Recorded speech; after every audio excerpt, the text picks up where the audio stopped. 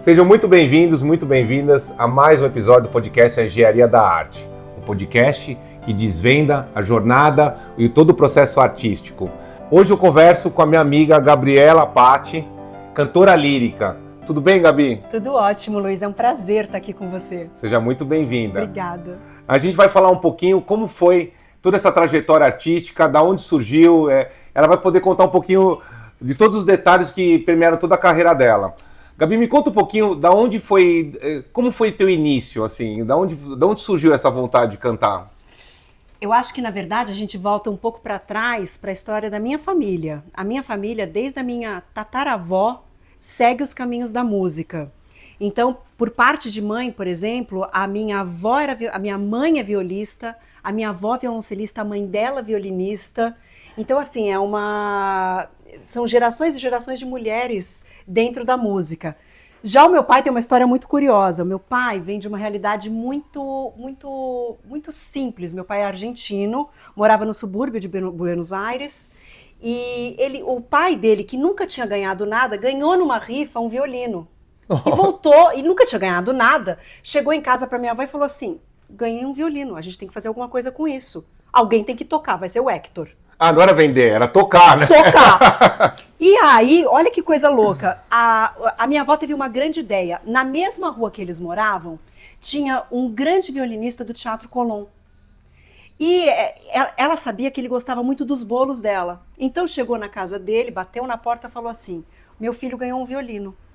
Ele deve ter algum talento, isso deve ser um presente de algum lugar. Eles eram ateus, então eles não tinham muito essa ligação tão forte com Deus e tudo mais. Mas ela falou assim: mas eu acredito muito no destino. Então eu proponho em troca de bolos meus, você dá aulas de violino para ele. E o meu pai não só teve aulas com esse homem, como ele acabou ingressando no maior conservatório, que é o Conservatório de Música de Buenos Aires, que pertence ao Teatro Colón, se diplomou no Manuel de Falla e fez uma carreira gigantesca. Tudo com uma rifa, jamais ia descobrir se não tivesse sido... Um número, uma rifa, um violino. O destino é incrível, né? E assim que tudo começou. Então eu venho de uma família de músicos, e a música sempre teve muito presente desde a minha infância, óbvio, porque a minha mãe... Hoje em dia a gente tem muitas facilidades em relação a babás e tudo mais, mas naquela época não era tão comum, né? E principalmente 2 músicos e tudo mais. Então, por exemplo, depois da escola eu ia com a minha mãe para o teatro.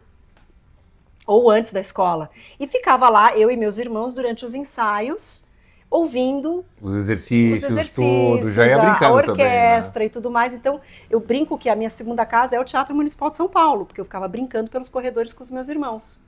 E você se imaginava um dia cantando lá? Ou você nem se imaginava ainda cantora, né? Não me imaginava cantora, mas não me parecia uma realidade tão distante. Até porque a gente muito cedo começou a estudar música, cada um instrumento, então aquilo fazia parte do nosso dia a dia. Era ir para a escola, depois ir para aula de música, talvez estudar um pouco em casa. Agora, nesse caso, quando você fala aula de música, não era música erudita nele, geralmente o jovem, né, ou sei lá, a criança quer tocar as coisas que estão, né, da sua idade, ou sei lá, não música erudita, você já tocava, porque já ouvia em casa, né? Já ouvi em casa, então necessariamente como eu, por exemplo, tinha escolhido o violino. Então o violino é um instrumento que demanda muito estudo. E eu não tinha tanta disciplina assim, não, parece que eu tô, a disciplina, não, porque com 5 anos você não tem disciplina nenhuma, né, tanto que eu fui até expulsa da classe, porque eu fazia muita bagunça. Conhecendo não é muito difícil. É difícil, até hoje talvez eu fosse expulsa.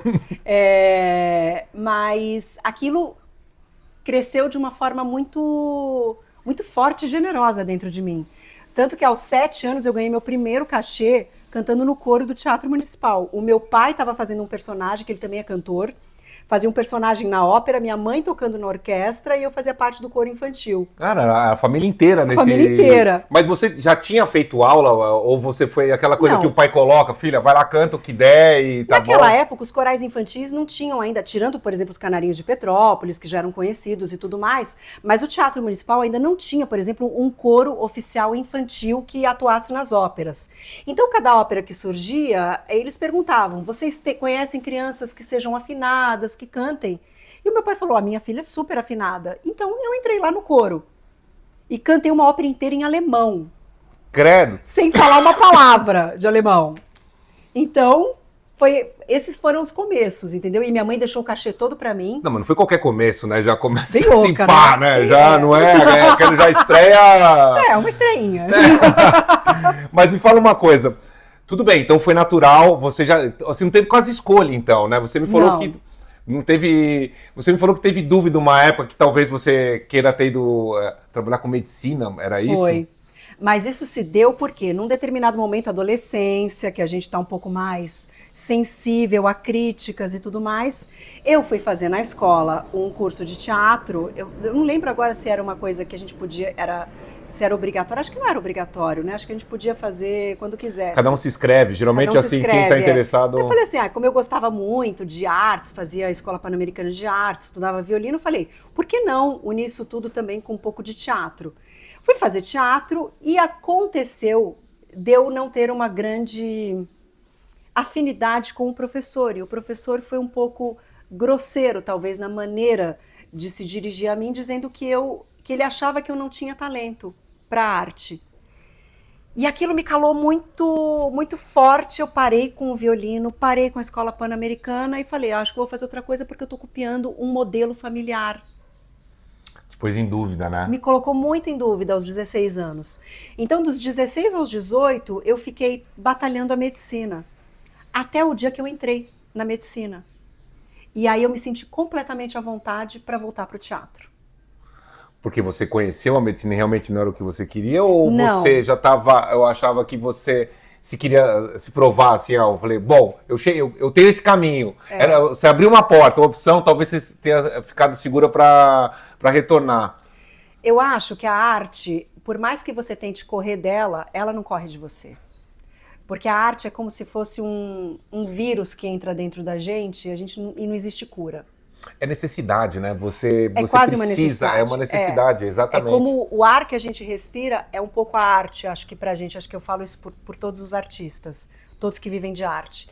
Então, por exemplo, num determinado momento eu estava fazendo cursinho, e no cursinho eu conheci um amigo que se chama Paulo, que até hoje é meu amigo, e eu e o Paulo, a gente começou a perceber que a gente gostava muito de música. O Paulo vinha do rock and roll, eu vinha da música mais erudita, e a gente começou a misturar os gêneros e perceber que podia dar muito certo. Então, por exemplo, eu cheguei a cantar coisas eruditas numa toada mais rock and roll, e a gente começou a fazer sucesso no cursinho. Então, durante as aulas, a gente se apresentava. Chegavam os dois loucos lá para fazer uma apresentação musical. E nós tínhamos dois professores que nos incentivavam muito. O Paulo estava prestando para psicologia, eu estava prestando para medicina. Acho que o Paulo chegou a fazer psicologia até o final, trabalhou com isso e tudo mais. Eu que acabei, passei no vestibular e não quis mais saber. Mas aí esse professor um dia me chamou em particular, ele falou assim, Gabriela, tantas pessoas querem fazer medicina, olha quantas pessoas estão aqui. Quantas pessoas vão sair desse cursinho como cantores de ópera ou como músicos? Aí aquilo me fez refletir, eu falei, não, mas eu quero fazer. Ele fez assim, só guarda essa informação. Ele falou, você é tão voltada para a literatura, tão voltada para essa parte de humanas e tudo mais, veja as matérias que você vai melhor, veja se não... Que engraçado, eu vejo, sabe o que eu vejo? Você vê como na tua jornada, assim, você teve aquele que te desanimou lá atrás e contrapartida, logo depois, né, um que te pôs pra frente e fez você acreditar. E naquele momento você falou, não, vou seguir isso então, e aí você voltou a estudar? Qual que foi teu caminho? Então, assim que eu entrei no vestibular, assim que eu passei na faculdade, eu olhei para aquele nome no jornal e eu falei assim, esse nome vai ficar só no jornal. Na mesma semana eu sabia que aqui no Teatro Escola Célia Helena tinham aberto as inscrições para o curso de teatro. Eu falei assim, eu vou tentar. E eu fui fazer a primeira prova, eu passei para a próxima prova, e eu acabei indo fazer a última prova, que era tinha que ler um texto, eu tinha que ler um texto para a Célia Helena. Que legal, ela tava... Aí eu li um texto dramático para a Célia Helena, que foi uma das maiores atrizes que esse país já viu, nervosíssima. E aí, quando a Célia Helena tava assim, ela era uma mulher muito séria, ela olhou para mim e falou assim, se eu pudesse, eu te passava em primeiro lugar. Porque ninguém até agora leu com a fluidez que você leu para mim esse texto. Olha que legal. E aí eu entrei no Teatro Célia Helena. Já te valeu, ali já tava... Não, ali querido, Oscar! ali Oscar, já não faz mais nada, né? Meryl Streep. Que máximo! E depois eu comecei a cursar o Célia Helena e dentro do Célia Helena começaram a aparecer oportunidades de cantar. Então a gente fazia uma peça de teatro, não sei o que, eu falava, vamos colocar uma música bem louca. E aí eu cantava a música no meio da peça, não tinha nada a ver com a peça, cantava um trecho da Ida, de Verdi. Tinha que ter música, tinha que ter né? música pra mim, sempre tinha que ter música. E aí um dia uma das professoras de lá também falou, você devia também, de repente, dar uma olhada nisso. O teu caminho já estava escrito ali, né? Todo mundo que... Olha, eu vou contar, as pessoas não sabem, mas eu fiquei sabendo que a Gabi, acho que tinha 7 anos na escola, já subia nas carteiras e já mandava ver, né? Já cantava, assim. Então você já sabia disso, desde criança, né? É que nem eu te falei, eu acho que sempre teve muito presente na minha vida. E uma amiga nossa em comum, que é a Fernanda Rodante, que também é uma grande artista plástica, nós estudávamos juntas numa classe só de meninas. E eu era um pouquinho mais velha, a gente estava na 7ª série, devia ter uns 12, 13, por aí. E ela escrevia letras... E eu cantava as músicas, mas são músicas impublicáveis. Isso aí fica em off, tudo bem. Depois melhor. Mas me fala uma coisa, quando você pensa uma cantora lírica, agora já falando depois assim, a gente não é só o cantar, né? Não. Porque você tem que ter música, você tem que ter todo o estudo da voz, performance também, o teatro também, porque quando você vai fazer uma ópera tem tudo isso. Então não é só cantar, é atuar. Exato. Não é tão fácil, né? Me conta como é juntar todas essas ferramentas. Olha, é um processo de muita disciplina. Começa por onde? Vamos dizer que eu fui chamada agora para fazer um trabalho. Tudo depende de vários fatores. Então, a primeira coisa que eu olho é no que se baseia aquela ópera, porque sempre é baseado em algum autor, algum livro, alguma peça de teatro, enfim. Aí a gente vai atrás da fonte. Essa ópera, em que língua está? É isso que eu ia te perguntar. Sempre tem isso, né? Quais são as línguas mais comuns em ópera? Italiano, francês e alemão. E a que você cantou assim mais... Você lembra alguma completamente fora? Assim? Tcheco. Em tcheco? Em tcheco. Aí você treinou como essa... Porque não dá tempo de se preparar, não. Você tem que entender... Exatamente. Então, que nem eu estava falando, por exemplo, se você vem de uma língua que você fala, e eu falo muito bem italiano, falo um pouco de francês, entendo alemão, o processo é um pouquinho diferente, você pode ir por outros caminhos. Quando vem uma língua completamente diferente, você tem que primeiro aprender a pronúncia da língua.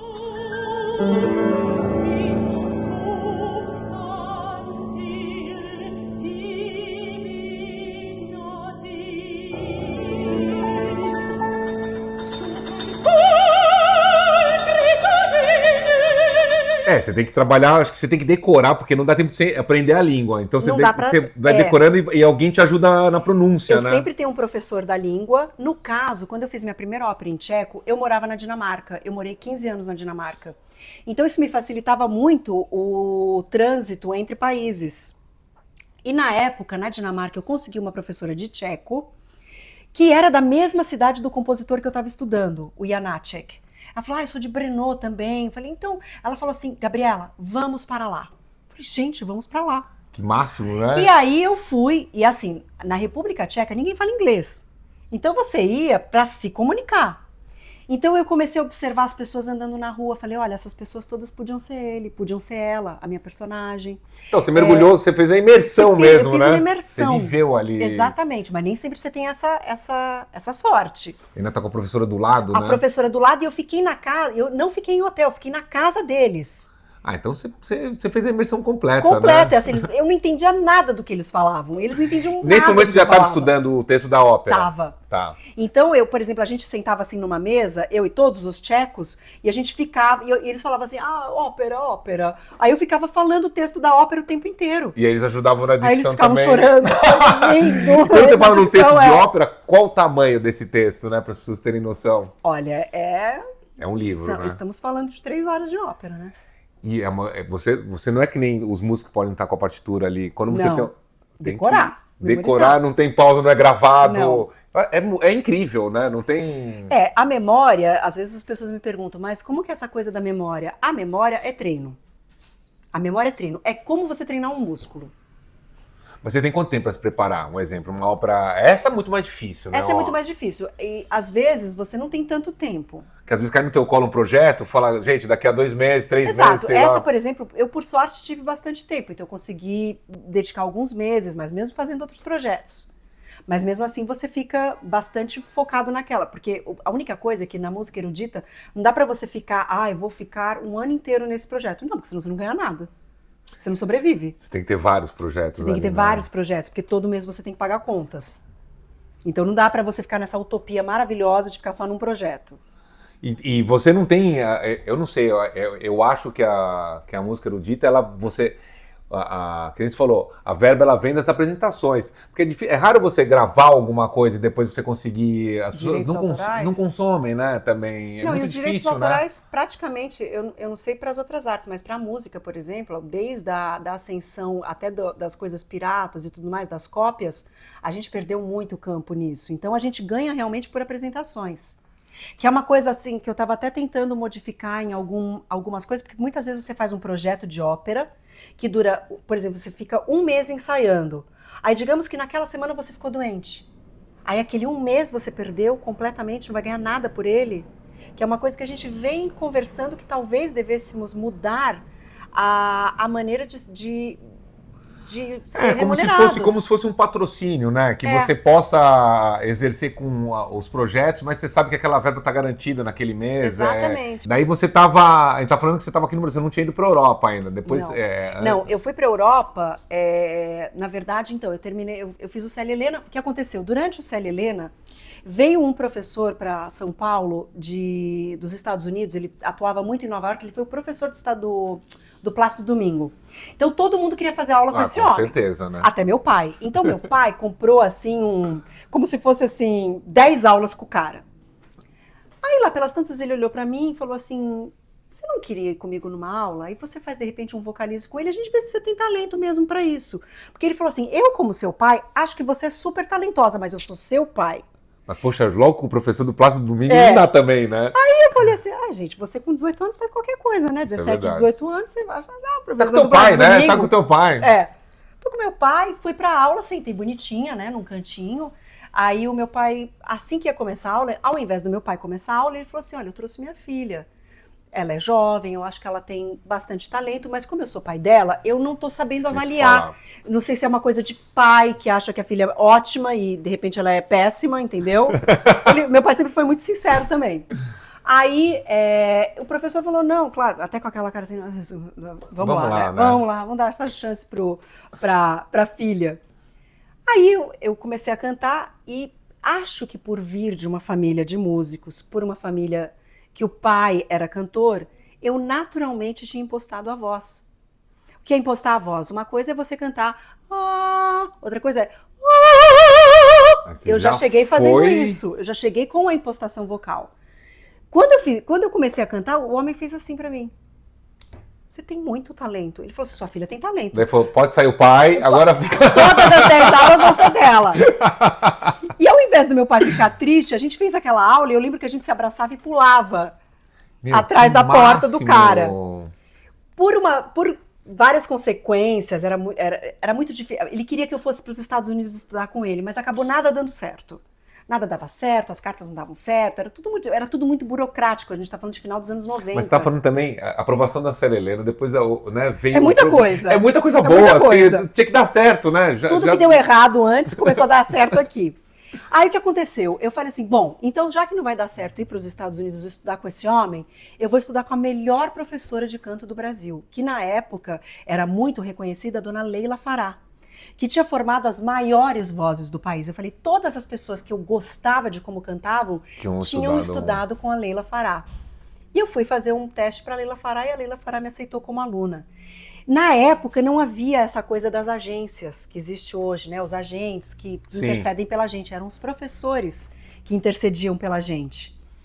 E eu lembro que a dona Leila telefonou para o Teatro Municipal e pediu para um maestro ir me ouvir. Ela tinha muita influência e ele se deslocou do Teatro Municipal de São Paulo para a casa dela em Higienópolis para ouvir Uma Desconhecida. Mas ela que pediu. Ela que pediu, ela não pedia sempre, então ele veio, se sentou na minha frente e eu comecei a cantar e ele olhou para mim e falou assim, você é um bicho de palco, você tem talento, você vai conseguir. E através dele eu consegui, que é o Luiz Fernando Malheiro, com quem eu trabalho até hoje, tenho muito carinho, eu fiz praticamente a minha estreia nos grandes palcos. Eu não passei por palcos amadores. Então você já foi direto Eu fui direta, em 98, por exemplo, eu fui fazer uma audição para o Isaac Karabichevski, que até hoje é considerado um dos maiores regentes do Brasil. Ele falou assim para mim, ok, você ainda tá crua, mas eu vou te dar 3 meses para estudar esse papel, quero que você volte, se estiver mais amadurecido, você vai fazer o segundo elenco. E eu peguei esse papel. E estreiei no Teatro Municipal de São Paulo. E fui fazer uma outra audição para uma ópera que era com Jorge Tacla, gente assim, Jamil Maluf, pessoas super profissionais, e também me deram um outro papel, e eu também estreiei com esse grande elenco e produção no Teatro Alfa Real então, né? Porque agora é só Teatro Alfa. Então, quer dizer, eu tive um começo... Bom, você já tá muito confiante também, né? Quando você vai batendo as portas, elas vão se abrindo... Você também já começa a olhar, foi diferente daquele professor que tinha colocado para baixo, você já começa a te olhar diferente e você também vai se preparando também, né? Eu acho que sim, eu acho que a juventude também tem essa coisa boa que você não pensa muito, né? Falar, tá acontecendo, tô indo. Você vai no fluxo um pouco, né? E aí, então, num determinado momento eu parei e esse maestro, Luiz Fernando Malheiro, falou assim para mim, agora você tem que ir para fora do país. Com certeza, né? Quando você fala em música erudita, é lá fora, né? Ele falou, você tem que ir entender o berço da ópera. E quando você foi para a Europa? Eu fui em 99, eu fui para passar 3 meses, fiquei 5 anos. Você foi para onde primeiro? Como fui para foi? Fui para Milão. Ai, gente, se eu for contar, vou ficar 5 horas aqui. Não, mas dá uma pincelada, me conta. Não, porque assim, eu não falava italiano, então eu fui Mas isso que é legal, saber como é a jornada. Não, foi uma loucura, você imagina. Você foi com indicação? Você foi fui com a indicação dele, e assim, eu não tinha onde ficar. Então, você foi para estudar ou você já foi para estudar? Fui sem bolsa de estudo nem nada nessa época. Eu juntei todo o dinheiro que eu tinha ganhado nessas 2 óperas, que foi a Carmen e a Bohème, e falei, eu vou investir tudo e vou para Itália. Vou para Itália. E, gente, aconteceu um pouco de tudo, porque é normal, né? Quando a gente é muito nova. Eu tava com 22 anos, fui pra... 22 anos é muito novo, porque na verdade, eu não sei qual a idade, assim, o cantor, eu não sei como é que funciona, né? Ele tem o auge ou não, ou... Porque é potência vocal, é músculo, né? Tem, mas assim, o auge vocal ele pode durar muitos anos. E tudo vai depender da tua forma física, de como você vem cuidando do seu instrumento. Porque diferente de um instrumentista, a gente carrega o instrumento dentro da gente. Então a gente tem que tomar muito cuidado com ele, não tem jeito. Porque quando você vê os grandes tenores, são tudo pessoas mais velhas, tudo, é difícil você ver ou não. Não. Isso é mais porque um estereótipo. Então é showman, assim, aquelas coisas do... É porque, na verdade, tem muitos cantores que quando acabam na mídia é porque já estão na estrada há muito tempo, mas estão na estrada. Sim. Hoje em dia eu acho que assim... Mas eles não estão na melhor qualidade vocal deles. Às vezes estão sim. Às vezes sim. Então não tem essa de idade, né? Eu acho que... É como você envelhece, mas isso para tudo. Então, por exemplo, a gente pode até falar disso mais tarde, mas, por exemplo, eu sou uma mulher que já não sou mais tão nova, mas já estou caminhando para uma maturidade vocal que pode ou me atrapalhar ou não, que é a menopausa. E a gente fala pouco sobre menopausa no canto, hoje em dia a gente fala muito mais, porque é algo que pode efetivamente atrapalhar. Porque se você ouvir as tuas gravações em secretária eletrônica do Luiz de 20 anos, é completamente diferente do Luiz de agora. Eu acho que até hoje, quando eu olho, eu não me reconheço, assim, é muito estranho, né? Porque é outra voz, então a voz, ela muda. Eu acho que com a idade você também aprende alguns atalhos também, né? Eu acho que quando você é nova, você vai com tudo. Eu acho que aquela coisa da vontade e tudo. Hoje eu acho que você também já sabe mais em que ponto... Tem alguns atalhos, né? Mas vamos lá, me conta. Aí a gente parou em Milão. Bom, aí eu fui para Milão e fui fazer aulas com esse grande tenor, que foi o Pier Miranda Ferraro, que cantou com as maiores cantoras do mundo, Maria Callas, Renata Tebaldi, tinha todo... Então, assim, esse homem para mim era assim, meu Deus, um deus vivo, assim, sabe? E aí ele tinha uma irmã que tinha uma pensão, que era uma freira, e eu fui para esse pensionato de freiras em Busto Arsizio, que era uma província perto de Milão, mais 40 minutos de Milão. E bem, aí vem a primeira anedota de Gabriela na Itália, né? Que eu fui pegar um trem, peguei errado. Sério? Não falava uma palavra de italiano, ninguém falava nada de inglês. Aí eu falei assim, bom, então, sabe quando você viajava com aqueles livrinhos? Sim, porque naquela época não tinha celular, é. Aí eu falei assim, atraso, ritardo. Aí eu virava pra todo mundo no trem, signore, sono ritardata, sono ritardata, porque eu achei que atrasada era retardata. Mal sabia eu que eu estava dizendo que eu era completamente retardada. Era Tanto que uma pessoa me ajudou a mudar de trem e a outra me levou até o ponto de ônibus de pena. Falou, não, vamos ajudar essa garota, que ela tá meio perdida. Ela tá completamente louca. Você ficou quanto tempo lá? Em Busto Arsizio ou na Itália em geral? Não, nesse momento, quando você foi... Você conseguiu ficar quanto tempo fazer essa aula? Isso durou quanto tempo? Isso durou 3 meses. Eu gostei tanto que quando eu voltei para o Brasil, existia um sistema de bolsas de estudo para músicos que infelizmente não existe mais, que era a Vite. E aí eu concorri à bolsa da Vite para estudar fora do país e eu ganhei. Bolsa integral para ir para a Itália. Que legal. Então, com a Vite, que foi uma grande patrocinadora da minha carreira, que, como eu digo, infelizmente essas coisas maravilhosas acabam. É uma pena, porque formou muitos músicos na figura da Beth Stegman, que foi uma mecenas das artes para muitos cantores e instrumentistas. Eu fiquei morando na Itália 3 anos através da Bolsa da Vite. Olha que legal. 3 anos. Já nessa hora você não só estudava, aí já estava trabalhando. Eu já trabalhava, voltava, fazia as apresentações, mas sem a Bolsa da Vita seria impossível. Porque eu ainda não tinha um fluxo de trabalho que me permitisse pagar minhas contas. É isso que eu ia te perguntar. Quando você está começando, os cachês também não são aqueles... Não. Ainda são bem... a gente ganha menos em relação... Sim, está começando, óbvio. Não tem... Exatamente. Mas eu não ganhava mal.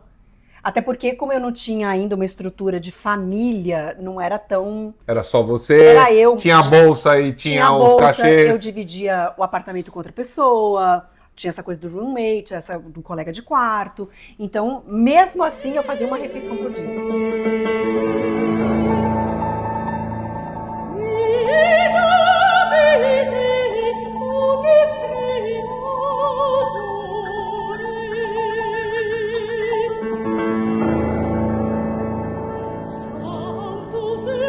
Mas era legal pra caramba, tudo vale a pena, legal, né? Valia a pena, e tudo bem, de vez em quando ficava sem dinheiro pra comer, faz parte. E você, é diferente como você vê também, lá, como você falou, lá é o berço, né, da música, então você, deve ser uma loucura, né, você ir ver as peças e poder... E você tem muito acesso, porque embora as coisas custem muito caro, você pode fazer aquela coisa do loggione, que é uma fila que você faz pro ensaio geral, e você senta lá em cima. Aliás, você não senta, você fica em pé assistindo a ópera. Mas é o máximo. Mas você tá lá, né? Mas você tá lá. Você tá vendo os grandes artistas no palco de Scala de Milão e tudo mais. Então, pra mim, aquilo foi, assim, revelador. E, às vezes, acontecia de falarem, tá sobrando lugar na plateia, pode ir na plateia. Pode ir... Aí você ia VIP. Logo mais você já tava no palco, né? Exatamente. E você geralmente ia com... Você fazia essas aulas assim, em grupo? Você andava com... Já fez amigos ou não? A gente era um grupo de amigos, porque o que aconteceu? Eu fiz essas aulas com o Pier Miranda Ferraro e depois eu falei, não, é aqui que eu quero ficar. E aí eu acabei também fazendo aulas no Conservatório de Milão, que era o famoso Giuseppe Verdi e tudo mais. Isso tudo fez parte da minha formação, que eu acabei me formando pela Academia Lírica Italiana. E essas pessoas que se formaram com você depois... Eu ainda tenho contato com alguns, engraçado. Em alguns trabalhos no mundo você não encontra... Não, porque cada um foi para um lado. Porque todo mundo começa muito parecido e um foi para musicologia, o outro foi ser nem todo mundo escolheu os palcos, né? Algumas pessoas foram para a parte administrativa. Então, tiveram várias... E muito engraçado, na época que eu estudava, talvez até hoje seja assim, tinham muitos coreanos na Itália. Porque os coreanos, eles vinham, faziam essas aulas, ficavam ótimos, voltavam para a Coreia, e aí sim eles podiam ter empregos melhores. Olha que legal. Só Isso eu jamais ia imaginar coreano fazendo... Eles ganhavam todos os concursos de canto, era um inferno. Você ia e falava, tem um coreano, bom, o segundo lugar, quem sabe eu garanto. Era assim. Porque os caras mandam bala mesmo. Mandam bala. Porque não é fácil, né? A gente pensa que é Não. fácil, porque você tem todos aqueles músicos trabalhando, não é uma coisa que é uma... Cara, tá todo mundo, um errou, já era, né? Assim, até uma apresentação Então, nem é... na apresentação não tem como parar, né? Não para, mas Não assim, para. você vai fazer um ensaio, puta, daí já percebe como é que é a Mas dinâmica. aí vem o processo. Então, diferente do teatro, o processo do cantor lírico é muito diferente. A gente recebe a proposta de fazer o papel. O que a gente faz? A gente se prepara em casa para esse papel. Então, eu, no caso, por exemplo, eu toco piano um pouco, então eu preparo todos os papéis no piano, no teclado, e, eventualmente, por exemplo, eu tenho um coach de línguas, faço aula se for uma língua que me é desconhecida, eu faço aulas com essa pessoa. Por exemplo, eu acabei de fazer há pouco tempo, há 2 anos, uma ópera inteira em russo, longa, que é o Eugênio Onegin, do Tchaikovsky. De novo, uma professora. De novo, eu tive um coach de russo, que me ensinou muito bem a pronúncia, e eu não sei, eu sou muito visual. Então, por exemplo, eu para decorar, eu preciso escrever. Sem dúvida, mas é o método mais eficaz, né? Quando você escreve... E tem que ser com a minha letra, tem que ser de punho. Então eu gasto folhas e folhas e folhas, volto, escrevo de novo, volto, escrevo de novo, até que aquilo começa... E tem outra, não é só você... Tem uma palavra que já é difícil, você não tá falando, você vai cantar, Você né? vai cantar. Tem o time dela, tem tudo... E é tudo muito... Assim, não existe improviso dentro do teatro lírico, porque é tudo comandado pela música. Então, por exemplo, eu não posso, por exemplo, fazer uma cena de amor ficar mais longa, porque ela tem o tempo certo da música, entende? Então, por exemplo... É você que conduz a orquestra ou a orquestra que te conduz? O maestro que conduz tudo. Ele põe tudo... Então você faz parte como se fosse o músico da orquestra. Exatamente. Naquele momento eu sou parte de um todo, entende? Entendi. Então, a gente ensaia geralmente de 3 a 4 semanas... no teatro, que é um processo mais curto do que o teatro, mas porque a gente não faz leitura da ópera. A gente já vem com a ópera pronta. Já vem pronto. Já vem decorada. Salvo raras exceções. Mas a gente vem com tudo decorado já para o primeiro ensaio. O primeiro ensaio, você vai entender como colocar aquilo no gestual e na ópera no que o diretor de cena quer. Tem essa também, Se é não é uma só ópera. a parte musical, Não. né? Depois ainda vem a parte do teatro, A né? parte do teatro. E muitas vezes a memorização de tudo aquilo vem através do gesto. Por isso que a gente sempre faz o mesmo gesto dentro Daquela peça. daquela tudo, peça, exatamente. Com algumas modificações que a gente pode ter um pouquinho mais de liberdade aqui a colar, mas sempre dentro da música. Não tem como improvisar, né? Não. Agora, me fala uma coisa, você já passou algum apuro nessas apresentações? Uma vez... Ou de esquecer, ou de Eu já engasgar, esqueci uma página inteira. daí você dá uma floreada. Dá uma enganada. Eu tava assim. fazendo Orfeu e Eurídice, e a Eurídice não canta muito, ela canta só no último ato. Ela aparece, ela tem uma cena com o Orfeu, aí ela tem uma área e tem mais uma cena com o Orfeu, olha pro Orfeu e morre, né? Que esse é o mito. Aí, bom, eu tô lá no meio da área, falei, nossa, hoje eu tô num bom dia. Pra que eu pensei nisso? Na hora me deu um branco, eu falei assim, e agora? O que eu tô fazendo? Aí o maestro continuou regendo, e é uma área que se chama da capo, que é uma área que volta. Então, por exemplo, as áreas barrocas, elas têm muito essa forma A, B, A. Que A é a primeira parte, B é a parte central, A uma volta da parte A com algumas variações. Tô na parte B, esqueci tudo. Esqueci uma página inteira. Aí eu comecei E o maestro sabe, E o né? maestro regendo, desesperado, querendo me dar a letra. Eu não tinha a menor ideia de onde estava, eu comecei a fazer assim. Sofrer, mãos, E nada de canto. braços, nada. assim, onde estamos na música, de repente eu ouvi o acorde que voltava pra parte A, comecei a cantar. Aí foi... Mas eu esqueci uma página inteira. Gente, eu não tô brincando, eu nunca fui tão aplaudida. Sensacional. Eu falei, vou errar sempre, porque Improvisou. vocês acharam Mas, lindo.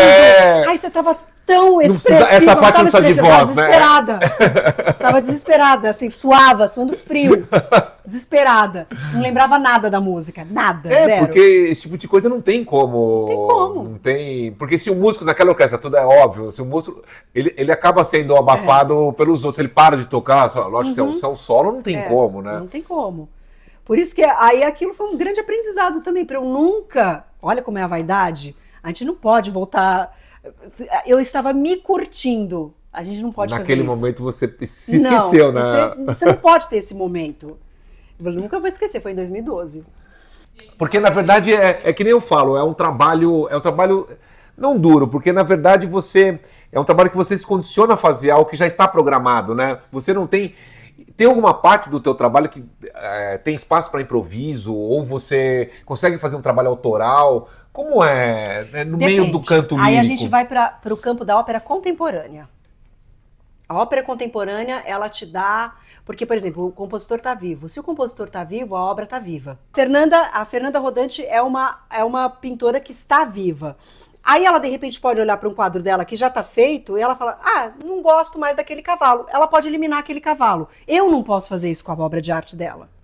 Ou com a obra de arte de um pintor que não está mais aqui. Sim. Você entende? Eu não posso falar assim, Van Gogh não gostei, vou mudar. Não faço fazer isso. Mas Concorda? você tem projetos que você acaba fazendo... Tenho. E como funciona? Você tem um grupo? Como... Não, aí depende. Por exemplo, há coisas que são feitas com grupo e há coisas que são feitas com o compositor.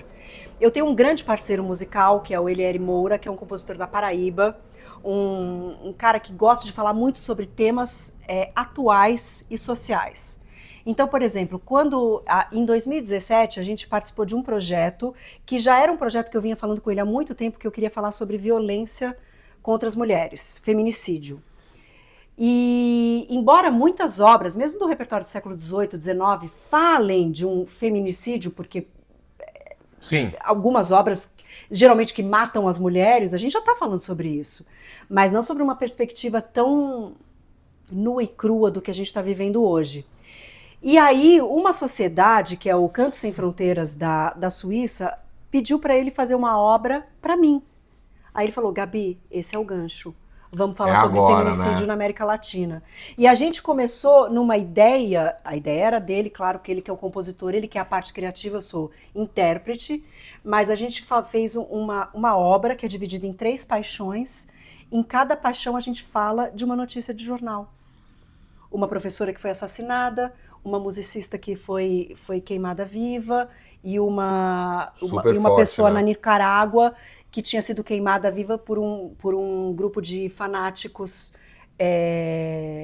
evangélicos que viram nela, no momento que ela estava tendo uma febre, acharam que o demônio tinha possuído ela e queimam ela viva numa aldeia na Nicarágua.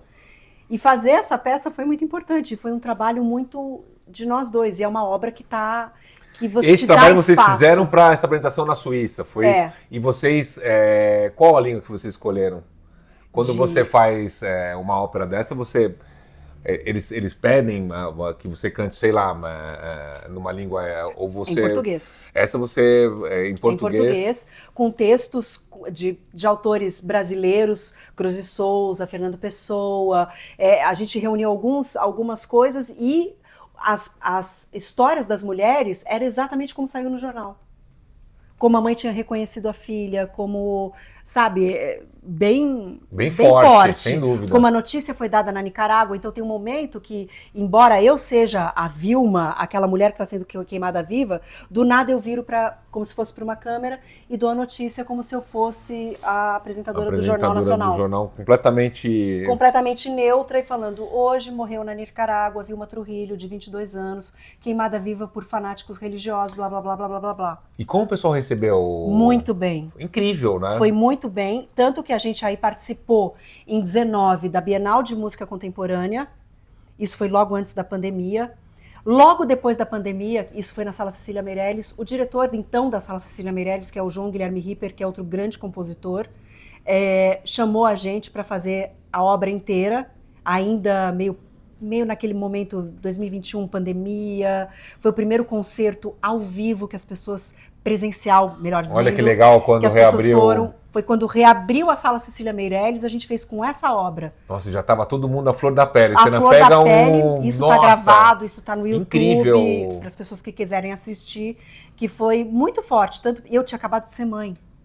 Então, nossa, juntou um monte de coisa. Uma coisa é você cantar uma obra assim que fala sobre assassinato de filho e tudo mais, antes de ser mãe.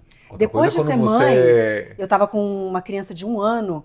É outra percepção, né? Sem dúvida. É outra percepção da música. Então a música ela modifica essas coisas todas e agora a gente vai apresentar de novo na Bienal, porque nos 50 anos da Bienal de Música Contemporânea. Então vai ser bem legal. Nossa, que trabalho incrível. E cada vez que a gente faz é diferente. Ah, sem dúvida, né? E me fala um pouco, como uma cantora latina, né? Você, como as pessoas te veem quando você... Esse trabalho com certeza foi incrível, né? Mas assim, como é o teu contato com as pessoas nesse mundo, né? No mundo da ópera, tudo na Europa? Você é bem recebida? Como Assim, você sente isso? Eu acho que sim e que não. Há duas, talvez... Quando eu estou me apresentando lá, é tudo muito bem recebido, mas o caminho não é fácil. Não é fácil. Mesmo eu tendo nascido na Itália, que foi um acaso ter nascido na Itália, né? Porque, na verdade, os meus pais, depois que se conheceram, se casaram, resolveram mudar para a Itália, receberam um convite para ir para a Itália. E nesse meio tempo eu acabei nascendo lá, mas minha mãe é brasileira, meu pai é argentino. Então, na verdade, eu só nasci lá. Mas como eu residi depois de adulta, por conta daquela bolsa e tudo mais, residi mais de 2 anos na Itália, eu automaticamente adquiri a cidadania italiana. Então, em teoria, eu era uma italiana morando na Europa, mas era muito brasileira. E eles fazem distinção, né? Eles fazem uma distinção velada, eu morava na Escandinávia. Eu acho que te provam, né? É que nem você falou, você tem que falar diversas línguas e mesmo assim... Você tem que ser melhor, você tem que estar um pontinho a mais que todo mundo para você realmente validar, né? Validar. Só que mesmo assim, por exemplo, eu senti muito pós-pandemia, e eu não acho isso nem tão errado, tá, Luiz? Eu acho que o país ele deu mais conforto, acolhimento para os deles. Então eu fiquei um pouco à margem daquilo, tanto que eu senti uma necessidade muito grande de voltar para o Brasil. Ah, sem dúvida. Já era um momento difícil, né? Ainda ficar longe, né? É meio... E você estava no epicentro ali, né? Exato. Eu lembro muito bem. Então, eu acho que... Eu acho que a gente pode falar um pouco a palavra xenofobia nesse caso. Mas assim, é porque a gente percebe que, por exemplo, por mais que você faça um trabalho muito bom, ele não é garantia de nada. Não que não seja assim em qualquer lugar, mas... Né? Porque às vezes você faz um mega trabalho incrível, você fala, ano que vem vão me chamar para fotografar isso de novo. Lá não. Aí não te chamam. Entendeu? Lá com certeza não. Né? Mas isso também acontece aqui, né? Então, quer dizer, nada é garantia de nada. Mas eu acho que aqui pelo menos a gente tem um espaço conquistado.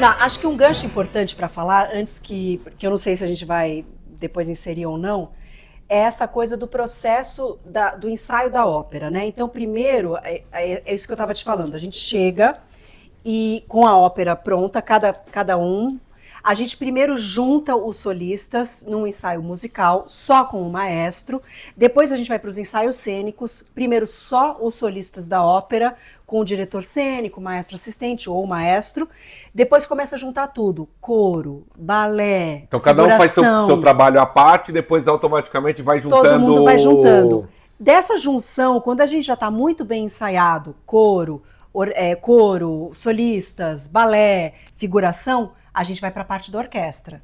A gente tem o primeiro contato com a orquestra, que nós, no Brasil, chamamos de ensaio à italiana, ou Sitzprobe, que quer dizer ensaio sentado, que todo mundo senta na frente da orquestra, a orquestra no fosso, e a gente faz um ensaio só cantando, com partitura na frente e tudo mais. Disso a gente já vai para os conjuntos, que é quando a gente junta tudo, cena, orquestra. Daí já vai tomando a galera toda. E quanto tempo desse primeiro passo até esse da orquestra? Pelo menos 3 semanas. Que é pouco, se você for pensar. Tá todo mundo preparado, né? Tá todo mundo preparado. É que assim, geralmente quando a gente vai trabalhar, geralmente os diretores de ópera não têm essa questão. Um diretor de teatro fica um pouco mais desesperado, que ele fala, meu Deus, já né? E geralmente... porque na verdade a música tá em você, né? Você já estudou. Agora a parte cênica que eu acho mais difícil, porque nada ainda tá... o diretor ainda vai conduzir cada um. E aí podem começar a dar os problemas no palco. Primeiro, os ensaios no palco são geralmente caóticos, porque é cenário que não veio, a luz que não rolou. A roupa que não tá vestindo bem. Aí tem que parar o ensaio, tem que corrigir o cenário, tem que corrigir a luz. Tem toda essa parte que nem sempre dá certo. Um elevador que não subiu, ou o elevador travou. Quem nunca travou, você tem que cantar, você tá lá no elevador. Aí Já tacaram sua não música sobe. e você tá lá. Fala assim, bom, e agora? Será que quando eles vão perceber que eu não subi, né? Tá lá uma voz lá embaixo. Aí você toma um coió, não foi nem culpa sua, porque o elevador que não subiu. Mas então esse tempo, você falou 3 semanas, tá ótimo. Depois com a orquestra, quantos ensaios? Olha, entre o ensaio A Italiana e a primeira, a gente deve ter 3 conjuntos, 2 pré-gerais, uns 10 dias até a estreia. Mas daí já tá super afinado, né? Quando chega ali. Aí, Eu acho que o maior problema é só a parte do palco mesmo, pra você lembrar o que você tem que fazer. Mas como você falou, geralmente como você já tá cantando aquele... Então você já entende aquilo, né? Não tem muito... Não, que às vezes o público tem uma ideia nossa, né? Que é um processo rápido, e não é um processo rápido, é um processo... E assim, a gente ensaia de 10 da manhã, geralmente, a gente ensaia até umas 6 da tarde, então a gente fica o dia inteiro no teatro.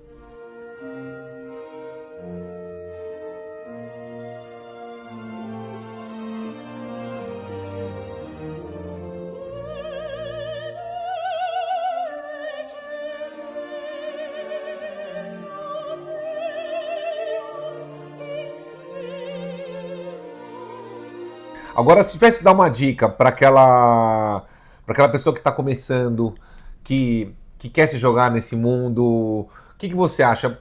No teu caso, você praticamente foi muito instintivo e a coisa era para ser, não tem jeito. Eu acho que no teu trabalho não basta querer, né? Não, e assim, a gente tem que entender que a vida do artista lírico, ela é uma vida de muitas renúncias. Algumas privações, por exemplo, eu não posso me permitir sair à noite, falar muito alto, beber muito, porque no dia seguinte eu vou estar sem voz. Sem dúvida, como qualquer cantor tem que cuidar do teu instrumento. Tem que cuidar do né? instrumento, então você tem que se hidratar muito, você... Não pode ficar doente. Ficar doente você acaba ficando, né? Mas próximo de uma apresentação não tem como, né? Mas acontece. E às vezes você tem que saber administrar. E se você estiver bem, com uma técnica boa, com a saúde em dia, mesmo aquela gripe ou aquela traqueite que acaba chegando para você, você consegue administrar. Acho que a gente estava até conversando em off de uma coisa que aconteceu comigo em abril desse ano, que eu tinha que cantar com o Zesp, um Requiem de Mozart, e eu fiquei completamente afônica, do dia para a noite. Que era um vírus, uma bactéria que provavelmente já estava se instalando, depois de um período de muito estresse, que eu tinha ficado 2 meses fora de casa, fazendo óperas em lugares diferentes, estava longe do meu filho. Então, que essa coisa da privação já contribui para você ficar mais sensível. E eu não tinha tempo hábil, porque eu cheguei numa segunda-feira, a primeira apresentação já era na quinta. Na terça eu perdi a voz. Mas aí todo o trabalho, toda a peça tem o seu, como se fosse reserva, né? Não tem. Eles não preparam outra pessoa, porque geralmente tem, né? Um espetáculo muito grande. E mesmo que tenha, aí você vai perder também o cachê. Não, sem dúvida, mas a peça tem que existir. Não, vai existir. De qualquer jeito, eles chamariam uma pessoa. Mas eu percebi que eu tinha técnica suficiente para conseguir superar a traqueite, a laringite e a sinusite. Tava com as 3. Todas as... Eu que nunca fico doente, fiquei com as 3 naquela mesma semana. Eu tive que entrar numa injeção de cortisona e consegui cantar. É como atleta. Foi o meu melhor? Provavelmente não. Mas as pessoas não... foi o que era possível. Talvez as pessoas não percebam também, né? Só Ninguém aqueles percebeu. São muito... Que o coro talvez tenha percebido mais, que eu estava muito próxima deles, e eles viram a minha dificuldade durante os ensaios, mas é algo que acontece. E aí por sorte eu tenho um médico que é muito meu parceiro, um otorrino muito legal, que é o Reinaldo Yazaki, e ele conseguiu me tirar da crise assim. Nossa... ajustando a medicação. Como atleta, né, o jogador de futebol que toma infiltração, a gente estava falando disso. E me fala, aproveitando esse gancho também, como é conciliar mãe com o teu trabalho, essas viagens? É aquela coisa, o trabalho e a maternidade, eles não caminham juntos, né? É uma coisa muito difícil. Eu acho que existe uma sobrecarga materna muito grande na mulher, né? Que acaba acontecendo, por exemplo, toda vez que eu saio para fazer um trabalho, todo mundo me questiona, mas e o seu filho, como que ele vai ficar? Gente, meu filho tem pai. Calma, não é assim também. Mas ninguém faz essa pergunta para um artista homem. O homem que está fazendo a ópera junto comigo, a pergunta é direcionada para mim, para ele nunca, porque já tem... Imagina-se que tem alguém cuidando exista uma do mãe filho, cuidando daquela criança, mas a mãe em si, então sempre tem essa coisa, e a gente realmente é mais cobrada, né? E eu acho que é algo que a gente... E no seu trabalho, você acha que é mais cobrada pelos homens ou pelas mulheres? Porque muitas vezes você vê o que você falou, a própria mulher, né, que fala isso para outra. E cadê teu filho, né? Eu às vezes fico surpresa que uma mulher não entenda a maternidade da outra, mesmo tendo passado por ela. É algo que às vezes me... Porque às vezes, muitas vezes eu vou trabalhar sem ter dormido à noite porque ele teve febre. E chega lá uma mulher que vai te... E fala, mas por que... Não, gente, eu tô cansada, entendeu? Mas a gente fala pouco sobre isso. A mulher também se priva um pouco de falar de como está se sentindo, muitas vezes. Porque já tá nessa coisa do automático. É automático que eu vou passar a noite em claro, que eu vou cuidar da febre dele, que eu vou ficar velando o sono dele para ver se ele tá melhor. Aí junta isso com aquilo que você falou da menopausa e tudo. Gente, é uma você pega loucura. Uma carga, aí ela tem que estar num palco e ainda... Eu vou falar uma coisa que talvez crie bastante polêmica. Eu não sinto tanta culpa pela maternidade, porque eu acho que eu sou boa mãe. Eu acho que eu sou uma mãe que está muito presente na vida dele. Tá fazendo o seu melhor, que eu tô fazendo o meu melhor, ele sabe que eu tô fazendo o meu melhor, eu sou louca por ele é louco por mim, mas ele sabe que a mamãe de vez em quando se ausenta. E quando ela pode... ela leva ele. Não, sem dúvida. E eu imagino que quando ele crescer, ele vai entender, né? Ele vai ver a mãe no palco. Né? Ele vai pra terapia. Como todos nós vão pra terapia, né? E a culpa sempre vai ser dos pais. E tá tudo certo. Tá tudo certo. Porque a gente erra acertando, a gente acerta errando e essa é a vida. Eu acho que é a intenção, né? Se você intenciona o melhor, é o melhor, não é, né? Assim, Mas às vezes eu acho que, principalmente para mães de crianças pequenas, eu acho que ainda falta muita estrutura nos teatros de acolher essas mães. De ter uma creche dentro do teatro, de ter como que eu posso dizer? Um ambiente que, por exemplo, a mãe que está amamentando eu acho seja que tão... A gente já sente algumas mudanças. Outro dia eu fui no banheiro masculino e tinha um trocador. Achei super legal. Sim. E tinha um pai trocando. Exato. Eu lembro quando várias vezes eu tinha que trocar meu filho, era num banco do shopping, não tinha um lugar, né? Então, devagarzinho mas é uma questão a se falar. Eu acho muito interessante. A gente está indo agora para o final do nosso podcast aqui. Eu tenho a pergunta da audiência. Ai, meu Deus, essa audiência. Deixa eu só... A pergunta que a gente tem da audiência é da Micaela Rodante. Ela pergunta, Gabriela, se quando você sonha, você interpreta com a tua intuição ou você vai buscar em algum lugar, ou na internet, ou em algum livro, interpretar esse teu sonho? Para eu entender a origem do meu sonho? Eu não procuro em livros, eu interpreto eu mesma. Engraçado, eu não lembro muito dos meus sonhos, mas eu tenho sonhos recorrentes. Então, que já vem interpretando, né? Que já venho interpretando, mas que são os meus medos, né? São os meus... por exemplo, eu tenho um sonho muito recorrente, tenho 2 recorrentes. Um é que eu sento numa orquestra e eu tenho que tocar violino e eu não toco mais. Porque desde os 16 anos eu não toco mais violino. Então, esses dedos, eles atrofiam. É normal, é falta de uso. E eu tenho que tocar e eu não consigo tocar, mas eu tô lá tocando, apavorada, desesperada. E outro, que é um outro sonho, é que assim, eu entro no palco e eu tô sem sapato, tô sem roupa, tô sem nada. Eu falo, meu Deus! Eu tinha quase certeza que você ia falar isso, que geralmente as pessoas se apresentam, tem sempre esse medo. Eu falo, gente, não coloquei a roupa, né? Mas eu acho que aí a minha interpretação é que a gente se despe como artista. A gente se despe dos nossos próprios preconceitos. E o estar sem roupa é um pouco estar sem os nossos preconceitos, porque a gente põe isso por cima, que é uma forma de você... Você despide aquela eu sou o que sou. Né? Exato, eu sou isso. Eu sou isso. E aí, vocês me aceitam do jeito que eu sou? Eu acho que é um pouco isso. Cara, talvez. E é recorrente esses dois?